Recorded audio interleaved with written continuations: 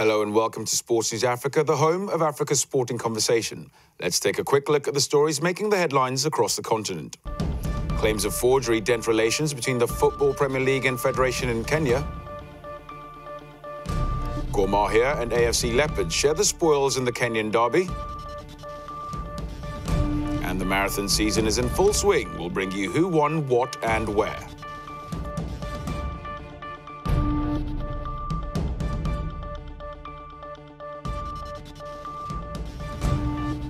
Thank you for watching Sports News Africa. I'm Ehi Longi. Just weeks after a FIFA settlement put an end to the dispute between the Kenya Premier League and the Kenyan Football Federation over expansion plans for the league, the two sides are on a collision course once again. Kenyan Premier League Chief Executive Jack Oguta has made fresh claims accusing the Federation of allegedly forging the signatures of the club's chairman as having approved the resolutions of January's general meeting in Kakamega. The Federation's Chief Executive, Michael Esakwa, denies the allegations and is demanding an apology. For a bit of clarity on the situation, we're joined by sports correspondent Robin Toskin from Nairobi. Robin, what can you tell us about this latest friction between the FKF and the Kenyan Premier League? Here, or anyone who follows Kenyan football knows very well that it was bound to happen because there was this unease after FIFA came here and brokered a deal that ensured the two leagues go on. That is the Kenyan Premier League and the Football Kenya Premier League. Now, this letter that has emanated from the Kenyan Premier League, according to some inside sources, they say that they were aware of what transpired in Kakamega and that it was just a matter of time before Kenyan Premier League, raised a red flag over what is seen to be, a forged document that was going to help Football Kenya Federation to strike a deal between themselves and MP Silva, which is an agency that helps them, broker deals and especially broadcast rights deals for the federation. So everybody here in Nairobi is saying that the kind of truce that was signed between FKF and KPL was always going to fail at some point, and that has happened. And yesterday, Kenyan Premier League availed a letter saying that they had asked the Football Kenya Federation to explain why they used signatures of 15 clubs that belong to the Kenya Premier League in order to pitch for broadcast rights with MP Silva and a TV broadcast company called Azam. Okay, so how has the Kenyan Federation responded? They've actually they've actually sought some further explanation from the Kenyan Premier League as to where exactly they got the information that they forged their signatures. And very early in the morning after the story broke out in Nairobi, Football Kenya Federation President called me and called the Standard to want to know exactly where that information was coming from. But we didn't reveal our sources to them, but we told them that we got the letter that was written to you, apparently by the Kenyan Premier League, but which you have also, responded to through your chief executive officer. But what is coming out from FKF is that KPL are at it again, that they are not done yet with them just because FIFA ruled in favor of the federation, that the league rights belong to the federation. Okay, Robin, the timing of these alleged comments is unusual, considering that the two parties have only recently settled their differences on the league expansion issues. What do you think is happening here? As you might be aware, there's an MOU that FIFA asked both parties to sign, and that MOU is going to be prepared by the Ghanaian Football Federation president, that is Kwesi Nyantaki, and that MOU is expected to be signed in sometime in June. Therefore, it is being seen that this could be an attempt maybe to scuttle the whole process, because whatever FIFA decided or whatever FIFA instructed FKF and KPL to do has far-reaching ramifications to both FKF and KPL. It effectively hands over the league back to the Football Kenya Federation. But some insiders feel that KPL are not going to let FKF just run away with their league, as it were. And that is why they decided to put this thing forward so as to start, to put FKF under pressure when it comes to the negotiation of the broadcast rights that FIFA ordered for at the end of this season. But as we all know, the FIFA elections are coming sometime at the end of this month. And everybody here is saying that once the FIFA elections are done with, nobody will want to hear all about the Football Kenya Federation president. And that is why Kenya Premier League is now bringing forth these issues in order to apply some political pressure on FKF so as to drop their demand for the league rights. Okay, so this is another attack on the credibility of the embattled Kenyan Football Federation. I mean, how are they perceived in Kenya? Nobody loves FKF here. Everybody is opposed to FKF because of its policies. Everybody says that FKF has run down the game. That even the position of the national team, the Harambee Stars, reflects exactly the state of football in this country, because Kenya is now ranked 118 in the world. Yet at some point when the Football Kenya Federation was not directly in charge of running the league, Kenya rose all through the ranks to be patched at number 67 about 5 years ago. Okay, Robin, thank you for speaking to Sports News Africa, and my apologies to some of you viewers. I've had some technical problems with connection. Meanwhile, let's move on to AFC Leopards, who held Kenyan Premier League defending champions Gor Mahia to a 1-1 draw in an action-packed Kenyan Classico. There were security concerns ahead of the clash following the terrorist attacks on Garissa University over a week ago, but Nairobi residents turned up in their thousands to support their team.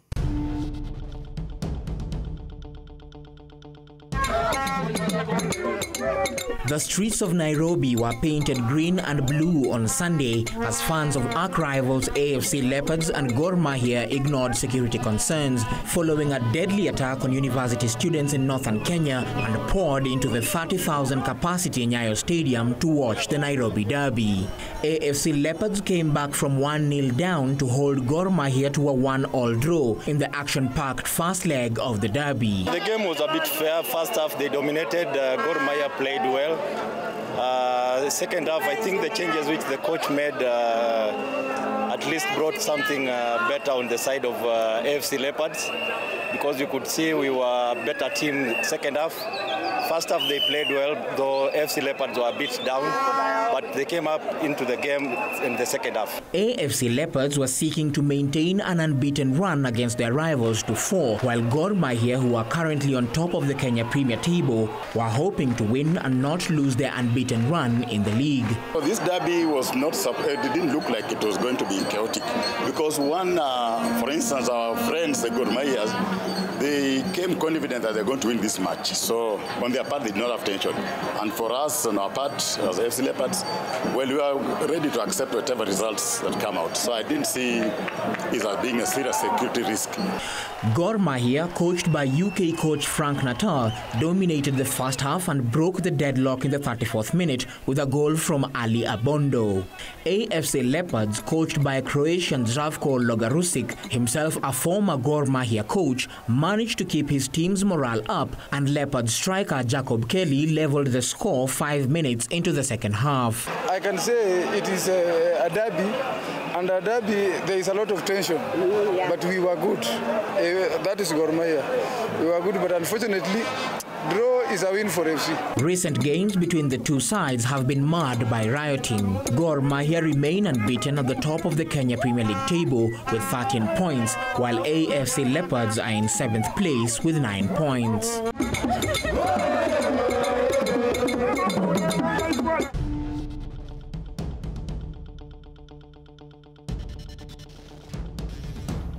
Welcome back to Sports News Africa. It's been a weekend of marathon races in Europe, with Africans putting in strong performances across that continent. With a look at who won what and where, here's our marathon roundup.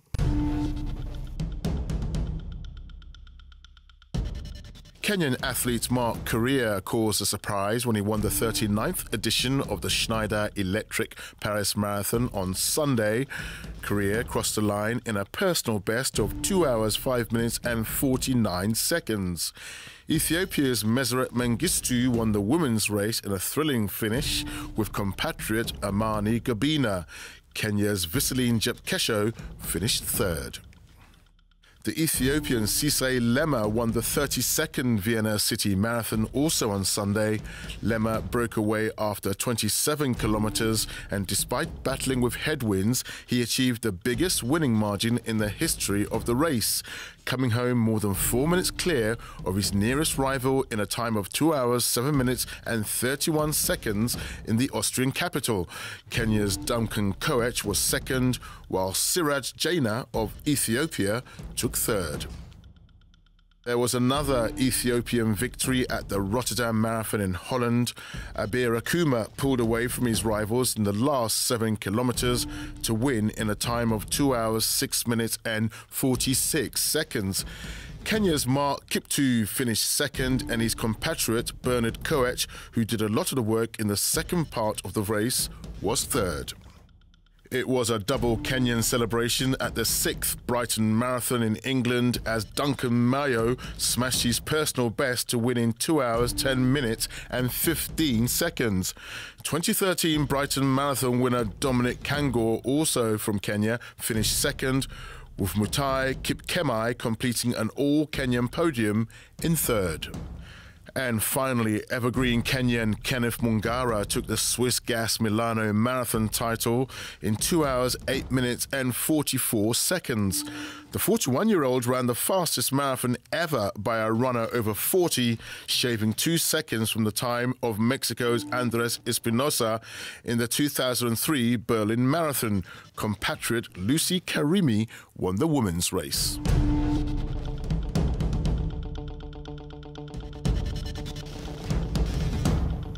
Time now for a quick look at some of the other stories making the headlines across the continent.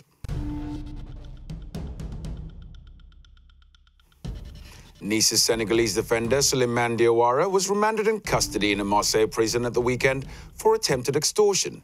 Diawara is believed to have threatened a dealer at his own home after the player discovered the Porsche he bought from the man had been stolen. No weapons were used and no one was hurt in the altercation.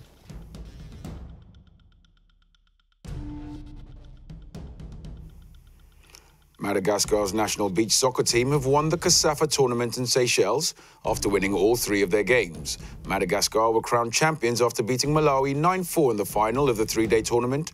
The competition itself is set to become an annual event.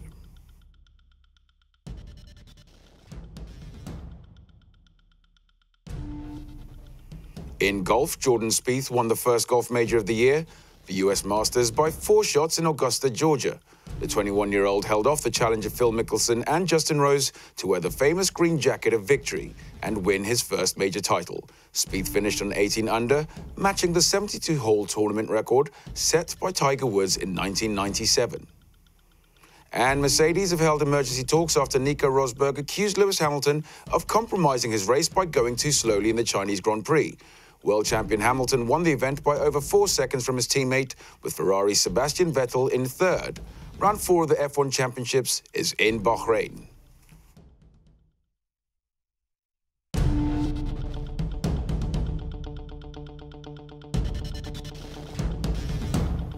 To athletics next, and Olympic bronze medalist Asbel Kiprop has been selected to lead a 30-strong Kenya squad to the World Relay Championships in the Bahamas next month. Kiprop, along with Timothy Kitum and Alfred Kipkita, all took part in the Kenyan National Relays competition in Nairobi over the weekend.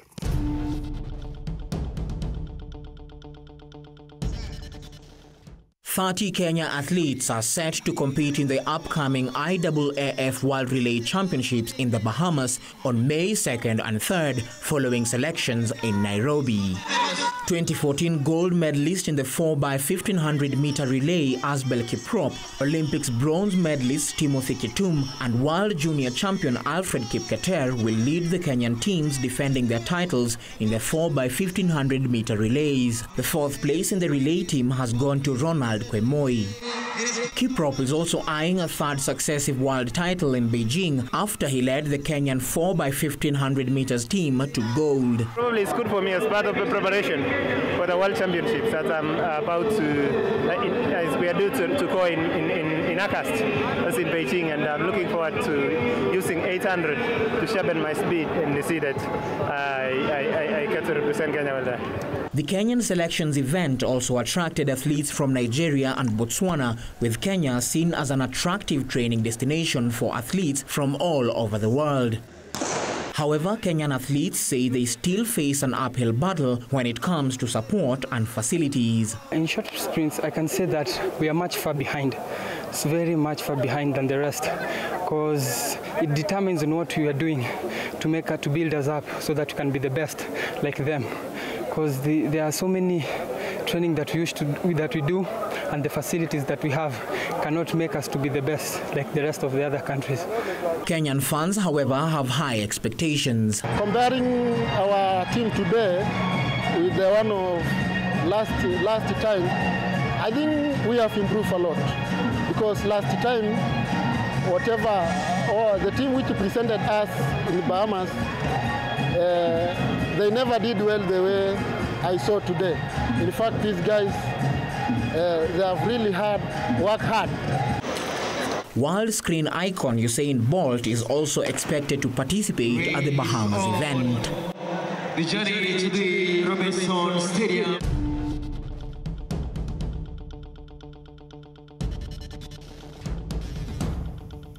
The 2015 International Tennis Federation's African Closed Junior Championships came to an end in Cairo with players from Egypt and Algeria walking away with the titles. Nearly 100 competitors participated in the week-long event at the Smash Tennis Academy.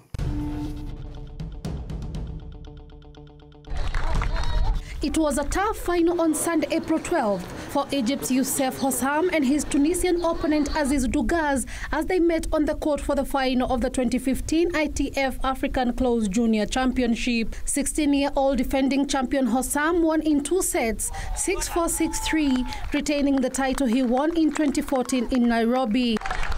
But the match was far tougher than the scoreline suggests. The big winner in the tournament, however, was Egypt, with Egyptian players in both boys and girls finals and promises of more support for tennis in the future. We've got the title and we also have the trophy. I would like to say congratulations to the players, coaches and to organizers. Congratulations for Egypt, and we are promising more success. The boys doubles category was won by South African duo Lloyd Harris and Brandon Lobser, who beat Tunisia's Aziz Dougaz and Majed Kilani 7-6, 6-1. The girls' final saw Egypt take on Algeria. This time, Egypt were unlucky, with Algeria's Ines Ibu emerging victorious after beating Sandra Samil 2-0. I played against Sandra Samil, an Egyptian player. She's a strong player, and we both played very well, I believe. It was difficult in the beginning because I was losing 3-0. I was down 15-40 and I was serving. I'm very happy I was able to win the match in the end. As the 38th edition of the tournament drew to a close, Egypt, Morocco and South Africa took home the gold, silver and bronze respectively.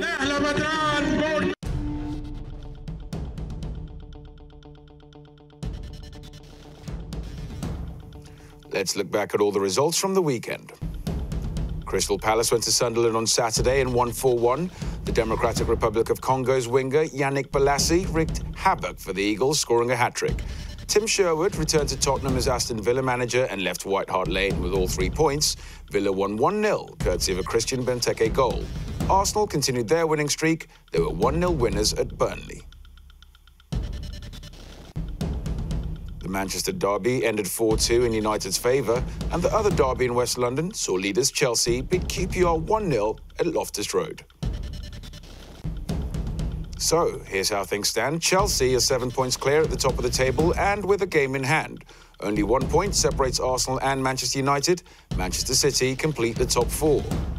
At the other end of the table, QPR, Burnley and Leicester are still in the relegation zone, but West Brom, Aston Villa, Sunderland and Hull are still not yet safe of the drop either. Well, that's the end of Sports News Africa for today. Join us again tomorrow for the latest from Africa and around the world. Goodbye for now.